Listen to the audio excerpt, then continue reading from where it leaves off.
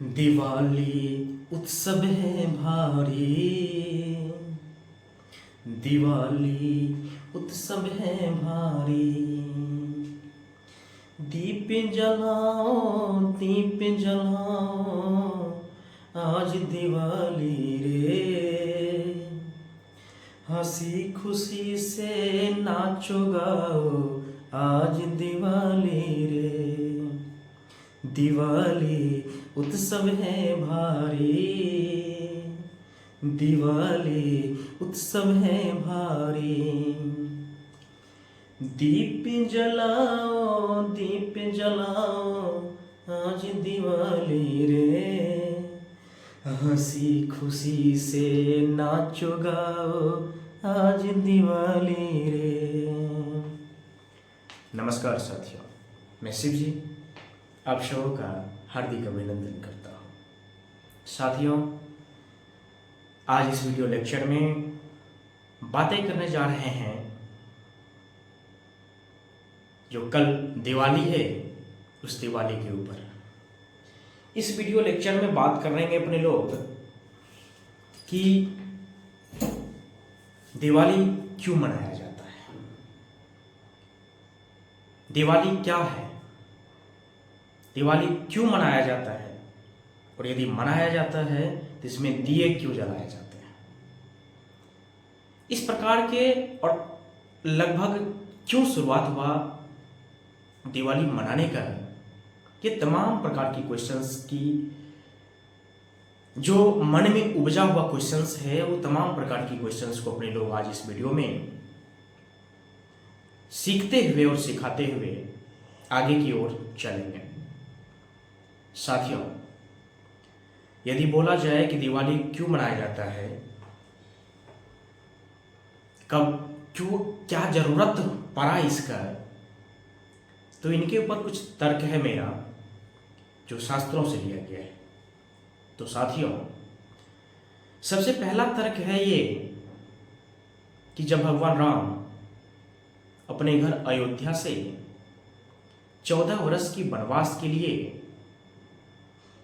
बाहर जाते हैं और 14 वर्ष वनवास काटने के तत्पश्चात, यानी कि लंका के रावण, महापंडित रावण, लंका के जो राजा थे महापंडित रावण को पराजित करके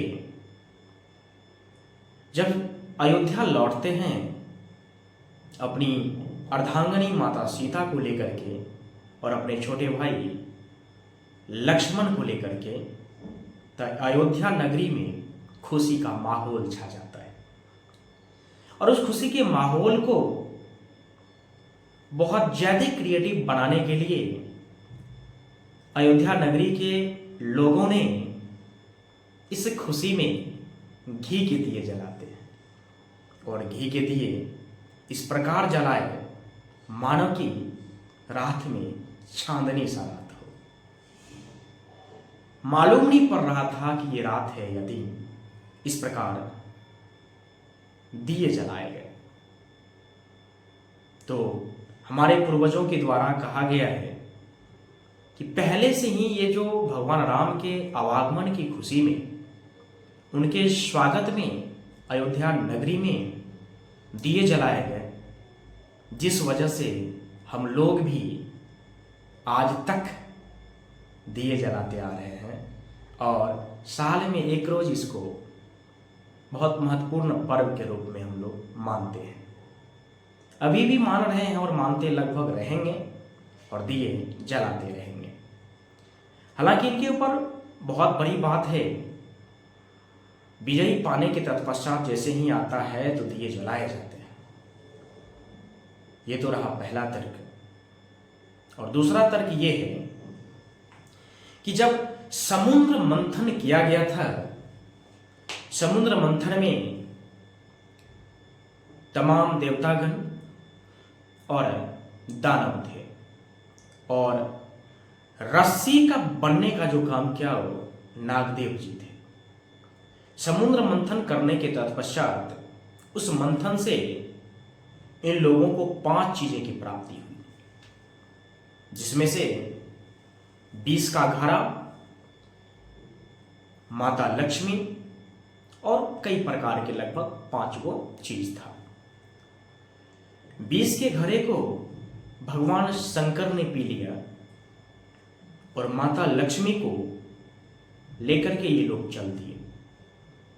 माता लक्ष्मी की शादी भगवान श्री हरि नारायण से बैकुंठ धाम में होती है और जैसे ही बैकुंठ धाम में इनकी शादी होती है, तमाम देवताओं ने इस शादी के उपलक्ष्य में इतना खुशी मनाते हैं कि उस वक्त भी मानो कि दिए की गुब्बार छा गया। तो एक तर्क ये भी है कि माता लक्ष्मी और भगवान श्री हरि नारायण की जो विवाह हुआ, तो उस विवाह का कारण था कि खुशी होकर के दिए जलाना। तो ये तर्क भी दिया जा रहा है कई शास्त्रों में, कई ग्रंथों में तर्क, जो कि ये दोनों लगभग साक्ष्य के तौर पर बहुत अच्छा है। और आज के समय में हमारे दक्षिण भारत का जो दक्षिणी हिस्सा है, वहाँ अभी भी श्री हरि नारायण के साथ माता लक्ष्मी की पूजा की जाती है। और भारत की उत्तरी दिशा, डेट मीन्स उत्तर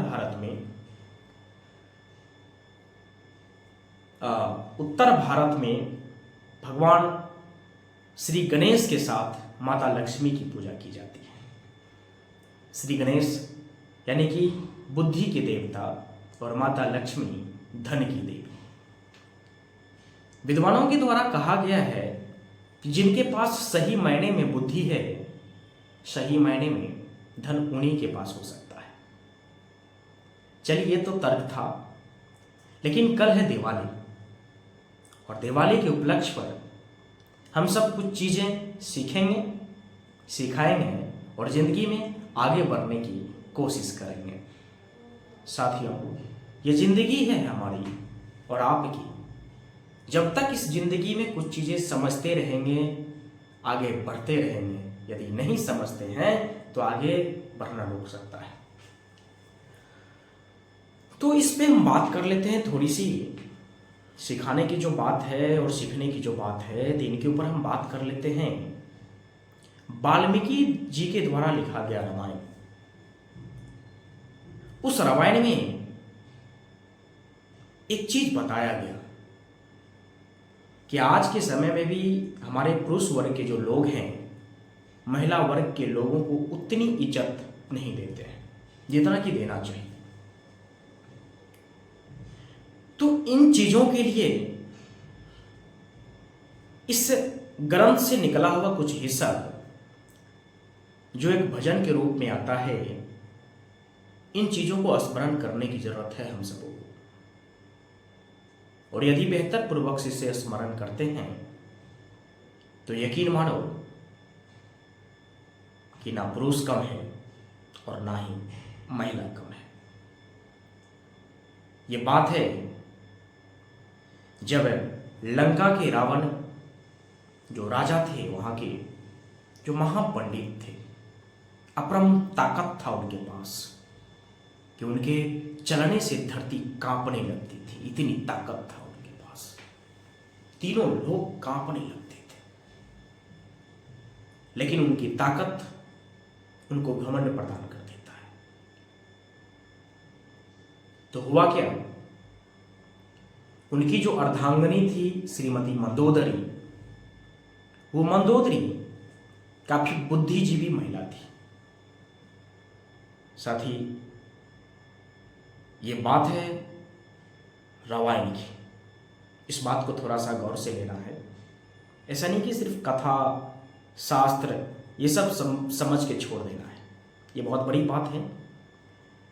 मंदोदरी काफी बुद्धिजीवी थी और इतनी बुद्धिजीवी थी कि उनको लगभग कुछ महीने आगे तक की भी जानकारी हुआ करती थी कि आगे 6 महीना के बाद कौन सी घटना घटने वाला है। जब रावण धोखे से भगवान राम के अर्धांगिनी माता सीता को उठा के ले आते हैं श्रीलंका, और श्रीलंका के अशोक वाटिका में अशोक वृक्ष के नीचे रखते हैं, तो रखने के तत्पश्चात इन्हें पता चल जाता है। तो ये सोचते हैं कि किसी तरह हम अपने नाथ को समझाएं, बताएं कि ये गलत है, इस कदर से नहीं करनी चाहिए था। तब तक में इन्हें यह भी पता चलता है कि भगवान श्री राम के दूत जो हैं हनुमान, वो कोई सामान्य वानर नहीं है, वो भगवान शंकर जी के अवतार हैं। और रावण जिनको कहते थे कि ये वनवासी राम है, ये कोई वनवासी राम या राजा दशरथ के पुत्र नहीं है, ये श्री हरि नारायण के साक्षात अवतार हैं। ये चीजें उनको पता चल जाता है। पता चलने के तत्पश्चात हनुमान जी से दक्षिण की तरफ माता सीता की खोज में निकलती है। तो जैसे ही खोज में निकलती है तो महारानी मंदोदरी को यह पता चल जाता है कि अब तो वो खोज ही लेंगे या खोजेंगे, पता नहीं क्या होने वाले हैं अब।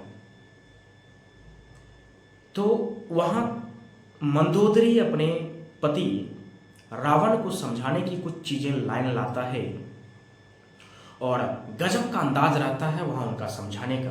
वो अंदाज कैसा रहता है, वो हूबहू कोशिश करेंगे कि आप तक ये अंदाज पहुंचाएं। साथियों, यदि पसंद आए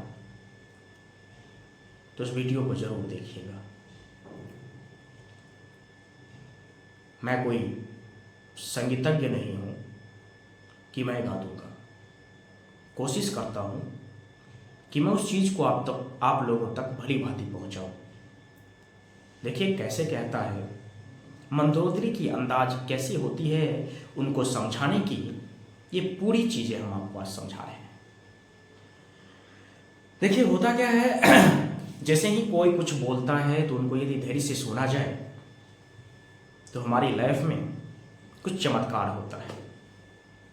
तो अपने लोग समझते हैं कि मंदोदरी किस प्रकार से अपने पति रावण को समझाते हैं, जो कि घमंड में चूर था। देखिए कहता क्या है। जब हनुमान चले श्रीलंका,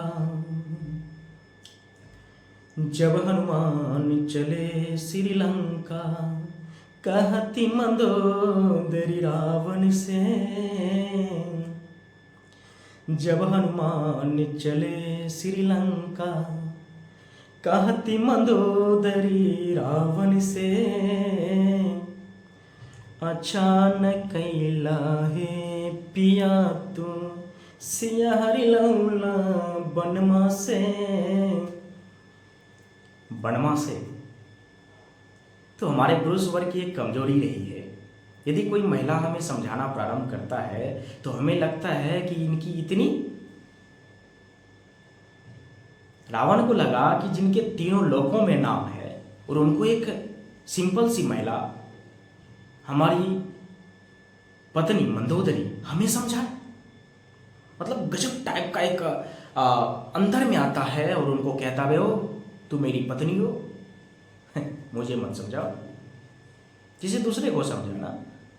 तुमको भली भांति पता है कि मेरी ताकत क्या है,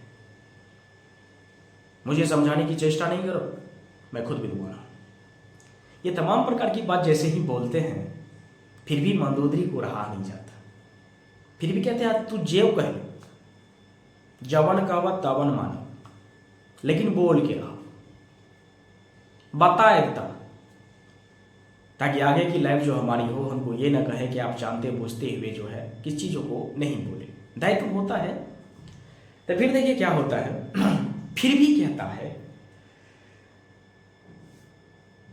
जब हनुमान चले श्रीलंका, कहत मंदोदरी रावण से। अचानक कैला हे पिया तू सिया हरि लौला बनमा से।